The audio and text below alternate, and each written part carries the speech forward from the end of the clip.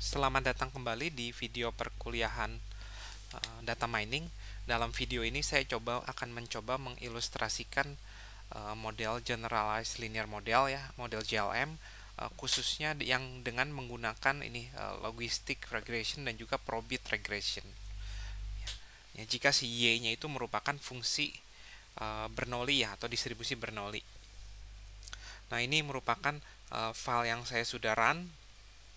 Jadi di sini ada 6 buah section. Yang pertama itu tentang data ya. Nah, jadi datanya itu adalah ada 500 sampel ya. Datanya ada 500 sampel ini. Yang merupakan diambil dari 500 household atau 500 kepala rumah tangga lah intinya ya.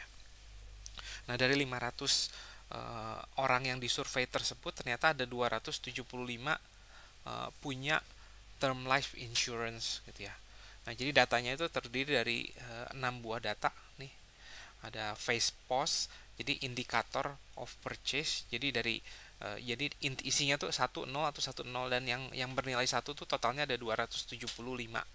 Dan kemudian ada gender dari si respondennya. 1 itu laki-laki dan 2 itu adalah wanita. Nah, ada umurnya ya. Kemudian ada ini marital status, jadi si respondennya itu menikah atau belum menikah, dan ada lagi status yang terakhir yaitu sudah bercerai. Nah, jadi 0 belum menikah, 1 sudah menikah, 2 itu sudah bercerai. Nah, edu itu adalah number of years education, karena dicurigai bahwa semakin banyak dia educationnya, berarti dia semakin aware akan insurance, dan ada korelasi positif antara education dengan kepemilikan insurance. Dan yang kelima adalah ini number of household member. Jadi di rumahnya itu ada berapa member, dan yang terakhir itu adalah income ya. Nah, di sini saya sudah coba load datanya, dan di sini adalah 6 data pertama ya, terlihat di sini. Jadi orang ke-1 punya insurance, tapi orang kelima ini tidak punya insurance ya. Nah, kemudian orang kelima itu umurnya 61, sementara orang ke-1 umurnya 30 ya.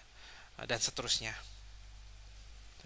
Jadi datanya ini ada 500 dan 7. 7 itu ada karena ada 7 buah 7 buah variabel ya, dimana variabel pertama ini yang menjadi variabel y-nya, dan variabel sisanya ini yang jadi variabel x1 sampai x6. Nah, semoga cukup jelas. Kita akan masuk ke data selanjutnya. Nah, di sini saya coba melakukan summary terhadap 7 variabel tersebut ya. Dan ternyata di bagian variabel gender ya dan variabel marital status, nah ini masih dianggap sebagai data kuantitatif ya, karena bisa dicari medianya, bisa dicari minnya, padahal kan itu kita nggak mau. Oleh karena itu kita harus menggunakan perintah ini nih ya, untuk membuat variabel gender dan variabel marital status menjadi variabel categorical ya. Nah, jika kita lakukan itu, kemudian kita lihat summary-nya, dan di sini summary-nya menjadi seperti ini nih ya. Terlihat perbedaan yang cukup berarti, karena kalau variabel categorical kita nggak bisa jumlahkan, kurangkan ya, minnya. Yang kita bisa hitung tuh cuman ada berapa ya, yang 0 ada berapa, yang 1 ada berapa gitu ya. Yang marital status juga sama nih, yang belum menikah ada 136, yang sudah menikah ada 333, dan yang sudah bercerai ada 31 pasangan. Nah, mungkin ada pertanyaan, variabel y-nya ya, variabel y ini kenapa tidak dijadikan variabel categorical ya, karena kita tahu bahwa untuk GLM kan y given xi-nya itu ini kan berisi Bernoulli ya untuk logistic regression. Nah, akibatnya y itu nilainya itu kalau nggak 0 atau 1 ya. Nah, tapi kenapa saya tidak menjadikan variabel face post itu sebagai variabel categorical? Karena untuk regression kita nggak mau face post itu jadi categorical, karena output dari logistic regression maupun probit regression atau GLM secara umum, output dari y itu adalah bukanlah 0 atau 1, tapi outputnya itu adalah ini mu xi ya. Nah, ini output dari logistic regression ya, itu mu dari x bar itu adalah min dari ini ya. Nah, min dari random variable yang berdistribusi bernol itu bukan 0 atau 1, tapi sebuah nilai di antara, nah ini tuh nilai di antara interval 0 sampai 1 ya. Oleh karena itu si phase pause ini tidak akan saya jadikan variabel categorical ya. Nah, semoga cukup jelas. Nah, kemudian kalau outputnya 0 sampai 1, kita bisa paksa, karena outputnya itu adalah variabel kuantitatif, kita sebenarnya bisa paksa uh, uh, untuk buat model multiple linear regression ya. Jadi kita bisa paksa nih dengan menggunakan perintah ini ya. Dan hasilnya itu sebagai berikut ya. Nah, jadi interceptnya ini ya. Kemudian pengaruh gender, kemudian pengaruh marital status, pengaruh umur, dan seterusnya sampai pengaruh income ya. Dan di sini kita bisa lihat bahwa beberapa variabel tidak signifikan ya. Bahkan marital status 1 ya signifikannya cuman di level 5% ya, bukan di level 1% atau 0,1% ya. Jadi tidak terlalu signifikan, dan variabel-variabel lain tidak terlalu signifikan. Jadi sebenarnya model ini tidak terlalu bagus. Kemudian jika kita lihat plot residunya dan plot fit value-nya, di sini saya sudah coba plot ya. Nah, di sini terutama untuk yang bagian residu, nah residunya itu tidak menyebar di 0 ya. Nah, ini yang tidak kita mau ya. Karena itu karena itu residu analisis itu tidak terlalu membantu di sini. Dan kemudian predicted value-nya itu memang di sini di antara 0,1 sampai 0,8 dan itu sudah sesuai dengan yang kita mau ya. Yang kita mau kan mu x bar ini tuh di antara 0 dan 1 kan ya, dan ini sudah di antara 0 dan 1, tapi pasti ada beberapa nilai x1 sampai x6 yang bikin mu x bar itu bisa negatif ya, dan ini kita nggak mau nih. Oleh karena itu model linear model tuh nggak terlalu bagus untuk kasus ini ya. Nah, sekarang kita akan masuk ke dalam logistic regression ya. Nah, ini saya lewat aja. Nah, logistic regression tuh ini kodenya ya. Kita tidak lagi menggunakan LM, tapi kita menggunakan ini GLM. Dan kemudian di sini saya pakai family binomial, dan link functionnya itu adalah logit ya. Dan hasilnya adalah sebagai berikut ya. Dan di sini kita lihat bahwa hasilnya pun sebenarnya tidak terlalu bagus ya. Jadi tidak ada variabel yang signifikan sekali ya. Ada satu aja nih yang variabelnya yang signifikan, yaitu education. Sementara income dan lain-lainnya tidak terlalu signifikan. Nah, kemudian kita bisa buat model yang lain ya. Nah, untuk model yang lain ini saya akan membuat logistic regression model juga, tapi hanya menggunakan ini. Tidak menggunakan semua variabel, tapi hanya menggunakan marital status dan education. Dan ini hasilnya ya. Ternyata untuk marital status yang pertama itu cukup sangat signifikan ya, karena p-value-nya di bawah 0,1%.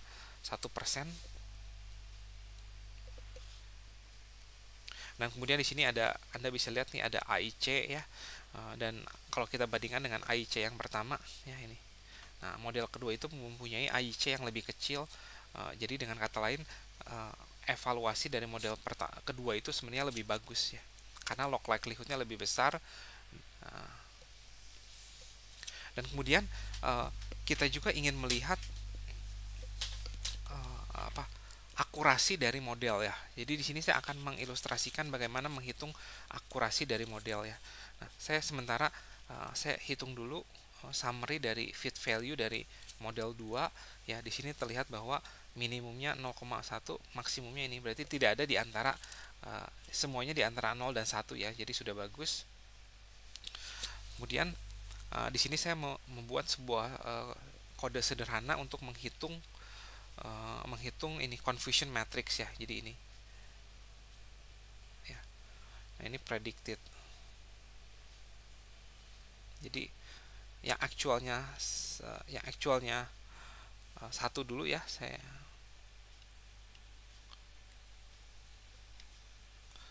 satu terus 0, ini 1 terus 0 gitu ya.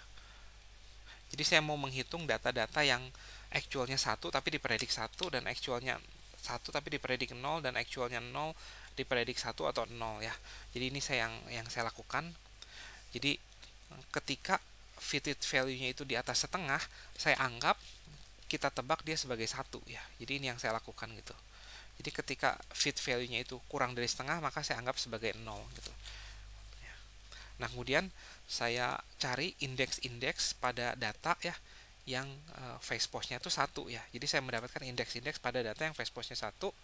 Kemudian saya cari pada ini phase pause head ya, yang sudah phase pause head itu isinya itu adalah tebakan-tebakan kita ya, predicted kita, apakah dia tuh beli insurance atau enggak beli insurance gitu. Nah, kemudian saya cari dari tebakan kita yang punya indeks yang sama nih. Nah, berarti kemudian saya cari ada berapa sih data yang actualnya tuh 1 tapi kita predik 1 dengan menggunakan perintah ini. Yang actualnya 1 tapi kita predik 0, kita gunakan perintah ini ya. Nah, jika saya dapatkan ini nilainya itu akan masuk sini, yang ini nilainya akan masuk sini ya.